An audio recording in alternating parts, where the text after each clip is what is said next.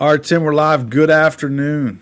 Good afternoon, Mr. Data Center. How are you doing today, man? You I'm fired up, good, ready to man. roll? I'm good. I wanna just have a polite conversation.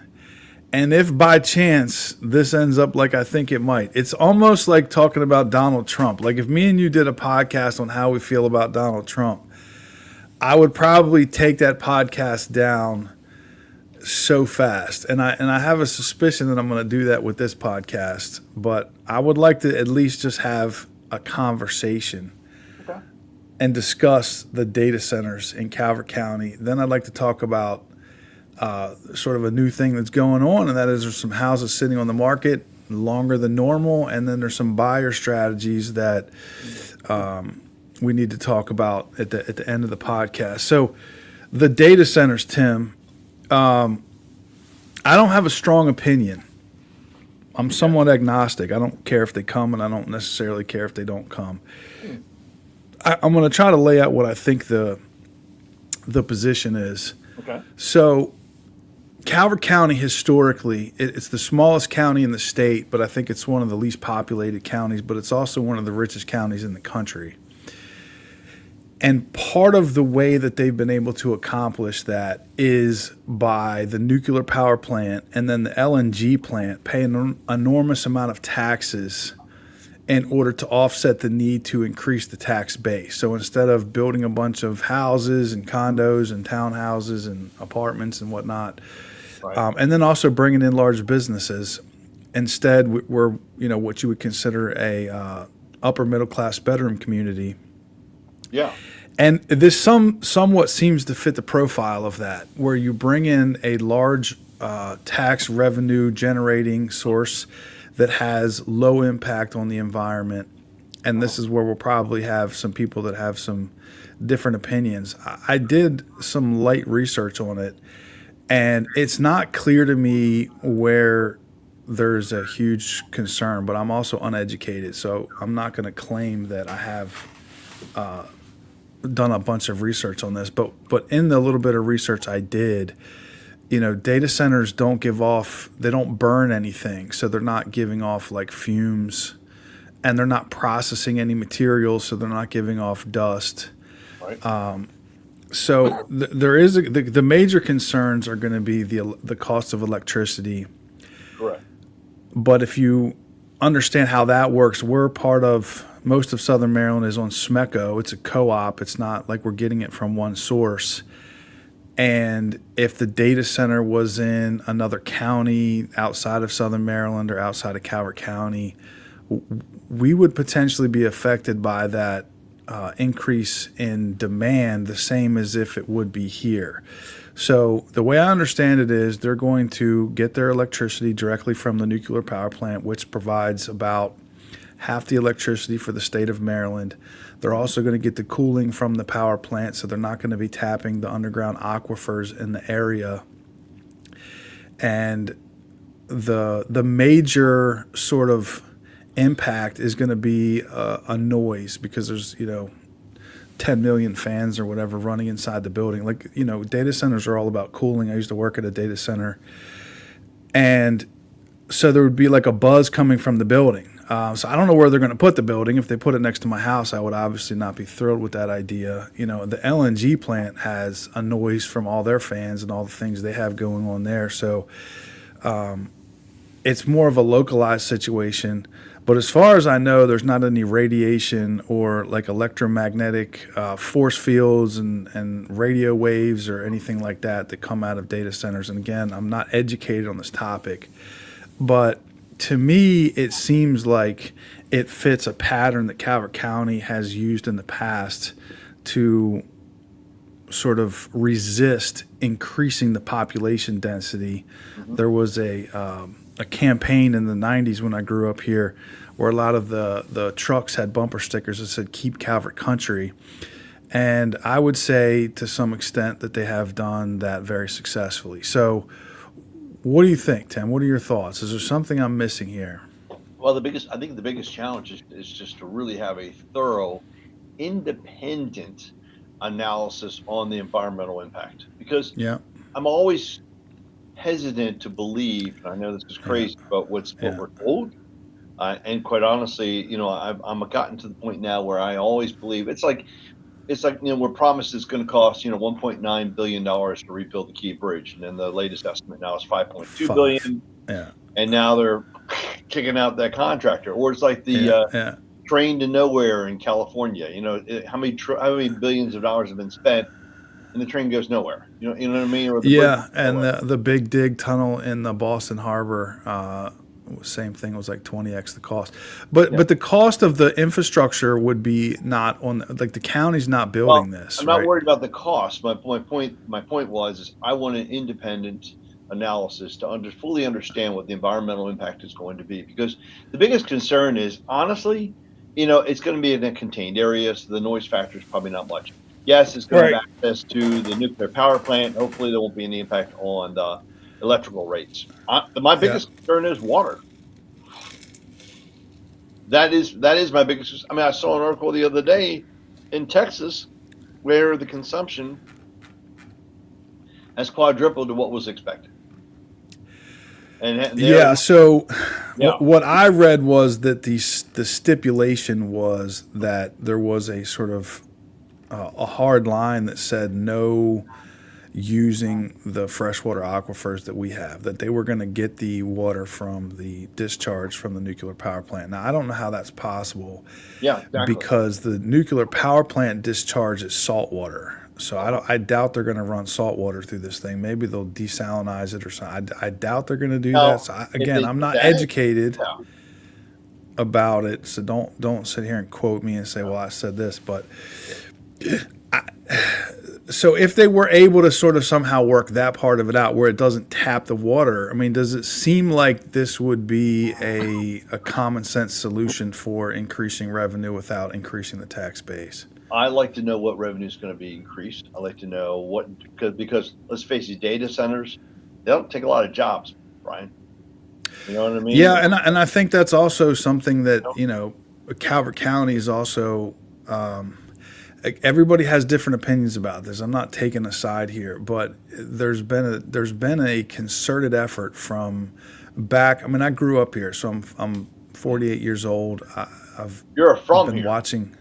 Yeah, I've Yeah, been watching this politics the whole time, and this was something my dad was talking to me about back in the early '80s when he was telling me about why he decided to move to Calvert County. So they moved there the year I was born in 1978, sure. and the reason why is because there was an effort among originally the farmers and the people that controlled the decision making process to keep Calvert from turning into Waldorf or turning into Prince George's County. Like half the people that are 60 Waldorf. and older here Yeah. are from Prince George's County. My parents grew up in Prince George's County, and the idea was to create an environment where you could have a mostly rural area, an upper middle class area, but yet there was enough money to pay for things. Like if you look at our libraries, if you look at our roads, if you look at, I wouldn't say necessarily the courthouse, but some of the other the newer parks they're building, it seems like you would come here from another place and say these people have a nice lifestyle, right? I agree 100%. Yes, sir. Yes, sir. So it just seems like that is the attitude that the powers that be have always had, is let's figure out a way to increase the tax revenue without bringing in some people that we don't want to have here. And it appears at this point in time, I mean, tell me wrong, but it's worked out well. I mean, the nuclear power plant, the gas plant, they both have contributed to the overall job stability. The revenue has been phenomenal. The overall impact, I mean, nuclear power plant, it's going to have impact regardless, right? Yeah. But ultimately, it has accomplished what we wanted it to accomplish. Now we just got to make sure that what is being promised is going to be able to be independently verified prior to us making any kind of commitment. And I think that's what everybody is concerned about, is let's not make commitments on a project that nobody has input on, that we haven't seen the results. That's what it comes down to, right? And I think Yeah, so the county commissioner signed some NDAs, and people are upset about that. I would too. I'm not sure what the precedence is. I mean, I know that if you and I were in some sort of a business and somebody approached us with buying another business, before they even discuss it with us, they want us to sign an NDA. I don't know if that necessarily commits you to anything, but again, I don't know what the precedence is for that. I don't know if most county commissioners and most other counties who get into these types of agreements refuse to sign NDAs. So I can't really speak educated on whether or not that was a good decision or a bad decision. I'm just agnostic on that one. It doesn't.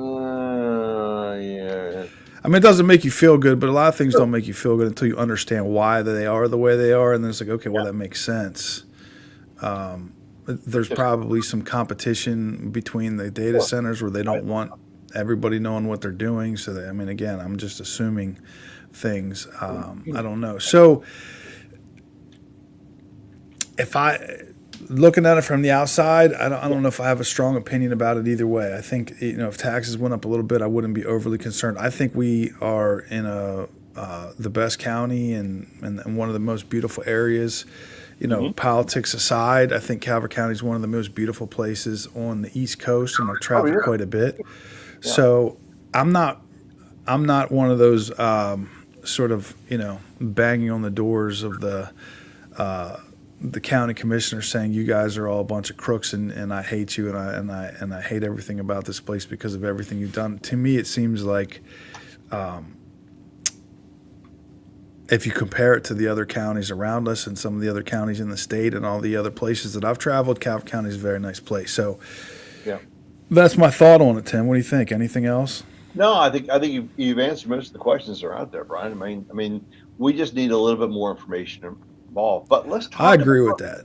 Yeah, let's talk about. Well, I think what you don't want to have happen is an Aaron Brockovich situation where 10 years from now they're like, well, they told us this, and then now my the birth rate has gone crazy down or whatever, and there is a consensus that Calvert County specifically, but even Southern Maryland, has some of the highest death rates of cancer, and no one's been able to put their finger on it. And I'm not trying to go down that rabbit hole, but to that point, I think that there is a need for an independent study of what the potential health risks are. I think that's the major concern. And then secondly, if somebody can figure out what else is going on here to cause all the cancer. Like a lot of people know a lot of people that have cancer at young ages, and I think that's a major concern before the data centers ever got here. So with that said, I don't, like most people in America today, I don't trust the government. I don't trust what people tell me. I think people lie to make money. It's obvious.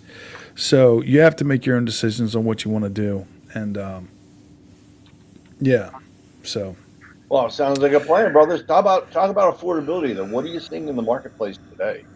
Yeah. So our market was looking really good in the spring. I mean, the early spring, late winter. It was going to be a good year, and then the Iran war started. It kind of threw the economy into a loop. I just filled up my car yesterday. It was $131.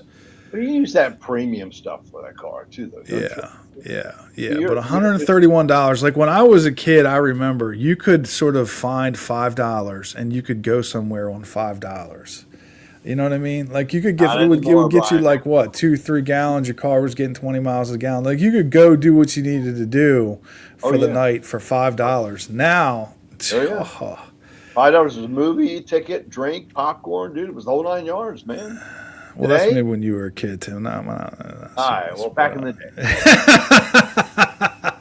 I'm just saying you could go somewhere on $5 in gas. Like even on my, just whatever, 4-wheelers, boats, whatever. If you had $5, you could fill up a gas can and you can pretty much get stuff done. But nowadays, so getting back to the housing market, it's like the air went out of the balloon for the third year in a row, and what you end up with in that situation, just from our perspective, is the people that have to move often are moving reluctantly, and they're not moving under the best of circumstances. So through the course of a normal year, you'll have some people that are like, oh, we're having another baby, or, oh, we finally are going to retire and buy our house in Florida, or, oh, we're, whatever. And then you'll have somebody who's getting a divorce or somebody who passed away unexpectedly, and you'll sort of have like this mixed bag. Whereas it seems like right now you have much more of the mixed bag, and the people that are, moving for good reasons and where the the transactions tend to be more easy and pleasant, and people sort of Sure. like, just following a normal course of life are less, and the people that are having traumatic situations are increased. So life in real estate is not as easy. The deals are not as easy. People haven't lined up all their ducks the Yeah, same way they normally do. I think I think three things are occurring though. I think we're seeing a lot more inventory starting to come back on the market. I think we're seeing sellers willing to pay closing help and to be able to work with us on price.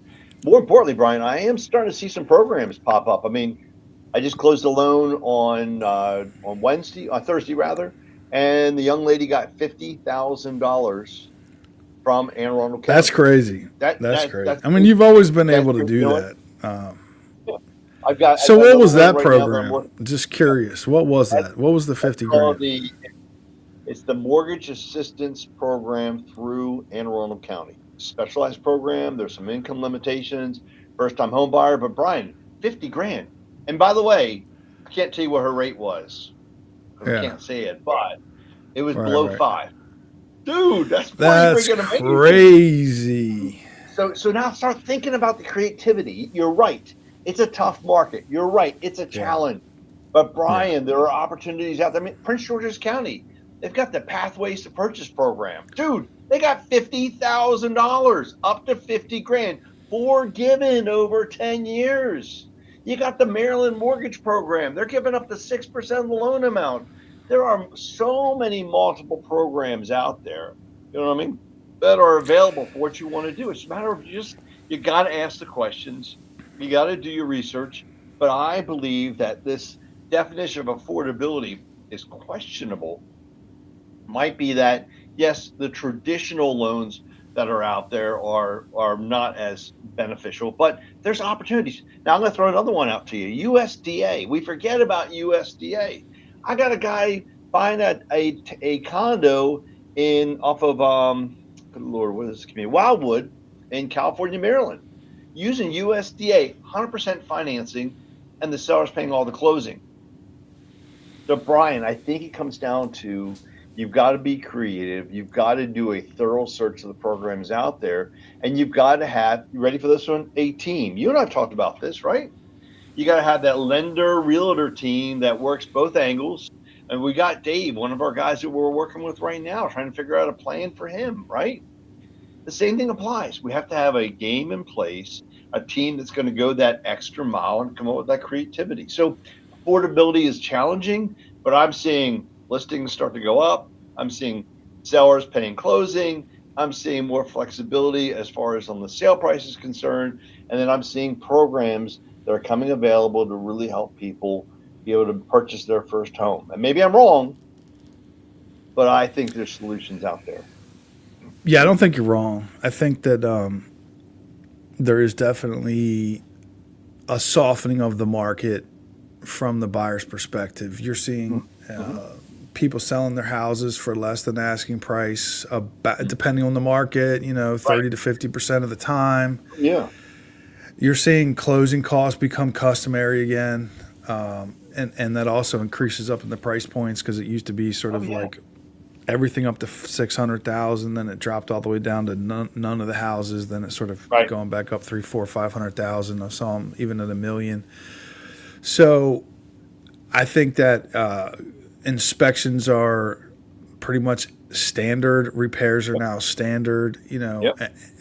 So I would say that from a buyer's perspective, all of those things combined have sort of softened the market enough to sort of perception is that the house prices have come down. They're a little easier to get because even when house prices were high, most people were paying over and above the asking price. I saw somebody pay $50,000 over the appraised value, waiving the appraisal, and then paying all the seller's closing costs, and then paying the sellers, and then letting the sellers live there for 6 months for free. Like that actually happened in La Plata. That was the past. That's not there anymore. Yeah. So even in that situation, you looked at the sale price and or the appraised value. It was like here, but with the buyer was paying all the way up here. So even if you could just get back to here, you're coming down quite a bit. And then I think there's deals to be had. So I would still say that if affordability is an issue, my advice has always been to find something that is potentially income producing. Find something that has a basement apartment or an apartment above the garage, or even my son-in-law rents out a detached garage. It's like off in his side yard with a separate There you driveway go. off the road. That's my point. That's my point. Yeah. Yeah. And the other Now, thing would be to, spend time trying to find, and the other one's fixer uppers, and the other one is just using really creative financing, where maybe you have to live in a different neighborhood, or you have to buy a certain type of house or whatever it is, in order to be able to get, like you said, up to $50,000 towards the down payment that offsets the affordability issue. Or you drive the rate down. Like we had a settlement yesterday, they did a 2-1 buy down, so their interest rate is really low right now. It's a little bit higher, a little bit higher, a little bit higher over the next couple of years, so that their income can adjust to the mortgage payment and allows them to buy a house that maybe they otherwise wouldn't have purchased without a program like that. So I agree with you 100%. The financing options are key, and working with a team that understands all that is key. And I would say on the sell side, it's kind of the same thing. What I would say, I was telling my wife this the other day. When the market is really red hot, anybody can sort of go through this and make it look easy. But when it gets really hard to buy a house, and buyers are very picky, and it becomes a lot harder to sell a house, and days on the market is going up and people are getting nervous, that's when it takes somebody who's a little more seasoned, who also has a lot of aggressiveness in what it's going to take to bring somebody to the finish line. Like I always ask people on a listing appointment, on a scale of 1 to 10, 1 being you don't really want to even sell your house, and a 10 being I'll move heaven and earth. And that includes fixing up my house and lowering the price until the day it sells. Right. Where do you score yourself? And people are not generally a 10. They're not willing to both fix up the house and lower the price until it sells right away. It takes time for them to go through that process. But that's where you really have to be more aggressive in this market than you would be. Like maybe you could sell your house as a 6 a couple years ago, but now you need to be at a minimum 8, probably a 9 in order to get your house sold. So you're going to have to be much more aggressive. So you do, and you have to be responsive. But one other idea, now I'm going to throw this out to you. You're going to think this is nuts. I got one of my clients. She's a military personnel. She's moving in the area. She's looking around, and she was getting so frustrated and so discouraged, right, about buying a house, and her lease is coming up on June 30, and we were talking, and she said, it's me and it's all my friends, we're all having the same problems, and we don't want to live in apartments. And then I said to her, why don't you buy something that you can then rent a room or 2 out to your friend? And guess what? Under contract. Okay, on a $379,000 house in Lexington Park, in a nice area, townhouse. And here's the key, Brian. She's getting in, and before she committed, 2 of her friends are moving in with her, and they're going to share the expenses. And they're all like, "Yeah, we can do that." And they all work together. They're all military. They know each other. It's not like they're getting Bobby Joe from down the street, who's moving in. I thought that was a brilliant move, and he and I were talking. It is a brilliant move, and I think another way to sort of like look at that is you have to be able to look outside of the very, very small cookie cutter box of what this whole thing is, and you have to try to find a way to shave off the corners and the edges and get around the apex a little faster in order to be able to offset it. And I think if you're creative and you're willing to sort of maybe go a little bit unconventional with some part of this, either the house you buy or your lifestyle, or maybe become a landlord, whatever it is, you could still make this work, and you can actually make it come out to your benefit quite a bit. Because I think house prices are not going to tank. We're not going to see if all that happens, the whole world's gone to hell anyway, and that'll probably be the least of your concerns. So I'm with you 100%, man. I tell you what, I'm excited. I know you're going to think Tim's always excited. Dude, I'm fired up, ready to roll. I am serious. This is going to come together. All right, good. So we thumbs up or thumbs down on the data centers, Tim? I'm thumbs middle. I don't have enough information to go up or down. As far as the market is concerned, I think there's so much opportunity, man. It's just a matter of putting together the right plan in action, my friend. Yeah. All right, man. Get out there and kill it. All right. All right. Thank you, Tim. Always a pleasure, man. Bye.